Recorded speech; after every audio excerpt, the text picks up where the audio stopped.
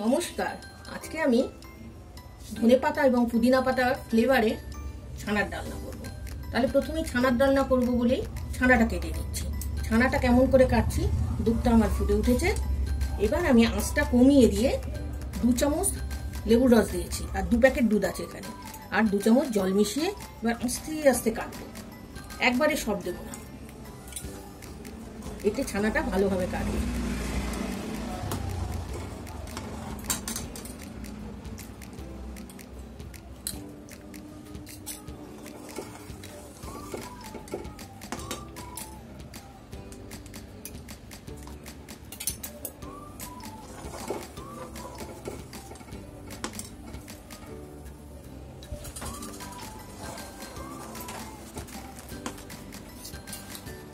এবার পুরোটাই ঢেলে দিলাম,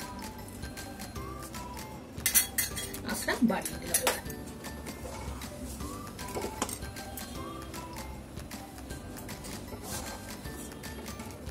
আমি লেবু দিয়ে ছানাটা কাটলাম কেন বলুন তো, তাহলে ছানার মধ্যে একটা লেবু লেবু সুন্দর স্মেল থাকবে বলে। ভিনেগার দিয়েও কাটতে পারতাম, কিন্তু আমি আজকে ডালনা করবো বলে আমি লেবু দিয়ে কেটেছি।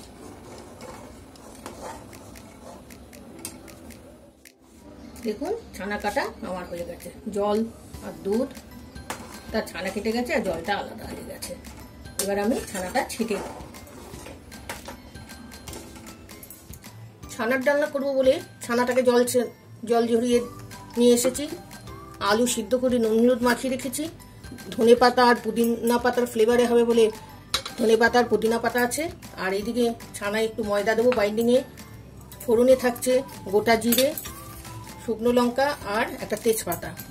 আর মশলায় থাকছে আদা, ধনে, জিরে, শুকনো লঙ্কা, লাল লঙ্কা আর কাশ্মীরি লঙ্কা, আর গোলমরিচের গুঁড়ো, আর এদিকে টমেটো পিউরি। এই দিয়ে আমি ছানার ডালনা করব। আমি এটার একটা পেস্ট বানাবো, আর এই ধনে পাতা পুদিনা পাতার একটা পেস্ট করব। তার মধ্যে আমি ছানার ডালনাটাকে গড়ে নিই। প্রথমেই ছানাটাকে ঢেলে হাতের তালু দিয়ে ভালো করে মশলাতে হবে, এতে ডালনায় যে ছানাগুলো ঢালবো টুকরোগুলো সেগুলো নরম হবে।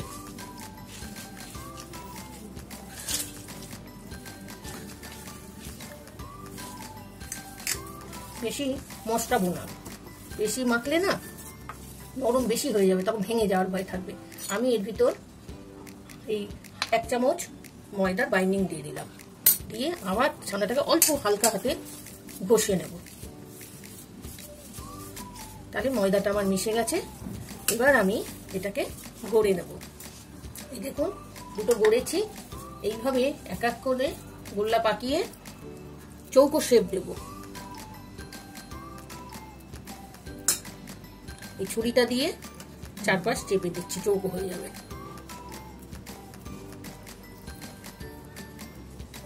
তাহলে আমি এক এক করে সব ছানাগুলো গড়ে দিচ্ছি। একটু মোটা মোটা করে গড়বেন, তাহলে ভাঙার ভয় থাকবে না, যেহেতু এটা ডালনা হবে। তো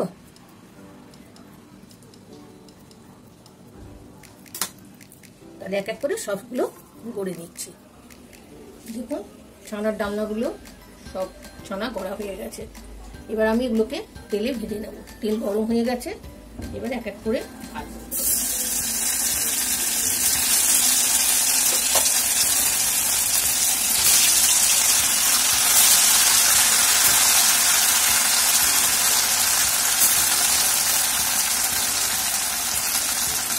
তাহলে ছানাগুলো ভাজা হোক দুটি। দেখুন ছানাগুলো আমার সব ভাজা হয়ে গেছে। এই পুরো পোড়া পোড়া করে ভাজিয়ে নিই। আর এর ময়দা অল্প একটু দিয়েছি, না দিলেও হয়, সফট হয় তাহলে ময়দা কম দিলে। এবার আমি এই তেলেই আলুগুলো ভেজে নেবো। আলুগুলো ভাজার আগে না আমি ফোড়নটাই দিয়ে দিই। এর মধ্যে গরম মশলা দেবো না আজকে, যেহেতু এটা ধনে পাতা পুদিনা পাতার ফ্লেভার, সেই জন্য। ফোড়নে জিরে, 2টো শুকনো লঙ্কা আর তেজপাতাটা দিয়ে দিলাম। ফোড়নটা আমার ভাজা হয়ে গেছে। এবার আমি আলুগুলো একটু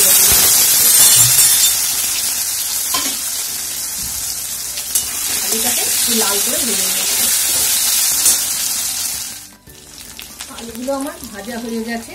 এর মধ্যে আমি টমেটো পিউরি দিয়ে দিলাম, এই মশলার পেস্টটা বানিয়ে নিয়ে এসেছি এটাও দিয়ে দিলাম,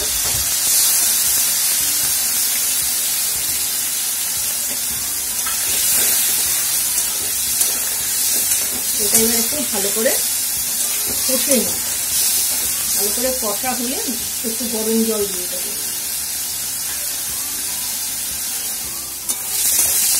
দেখুন আমার মশলাটা কষা হয়ে গেছে, এবার আমি গরম জল করে রেখেছিলাম সেটা দিয়ে দেবো। আমার যতটা ঝোল লাগবে, ছানার ডাল না বেশি ঝোল করতে হবে, একটু গামাখা মাখা থাকবে, তাহলে ঝোলটা আমার একটু ফুটুক, তারপরে আমি ছানাগুলো দেবো।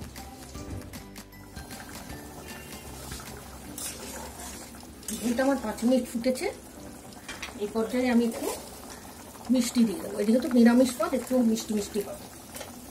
আর আলু দিয়েছি কেন, আলু না দিলেও হয়, আমরা বাঙালিরা একটু আলু খেতে ভালোবাসি সব কিছুতে, সেই জন্য আলু ছাড়াও করতে পারে। এবার ছানাগুলো দিয়ে দেবো। ছানার ভিতরে না আলাদা আমি কিছু মশলা বা নুন কিচ্ছু দিইনি, যেহেতু ছানাগুলো আমার সফট আছে সেহেতু এই মশলা টশলা সব এর মধ্যে ঢুকে যাবে। এই ঝোলের টেস্টেই এই ছানার ভিতরে সব টেস্ট ঢুকে যাবে। এটা আরো 5 মিনিট ফুটবে।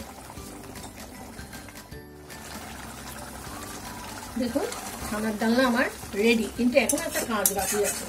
কাজটা হচ্ছে এই যে পুদিনা পাতা ধনে পাতা পেস্টটা এবার দিয়ে দেবো নামানোর আগে, ফ্লেভারের জন্য।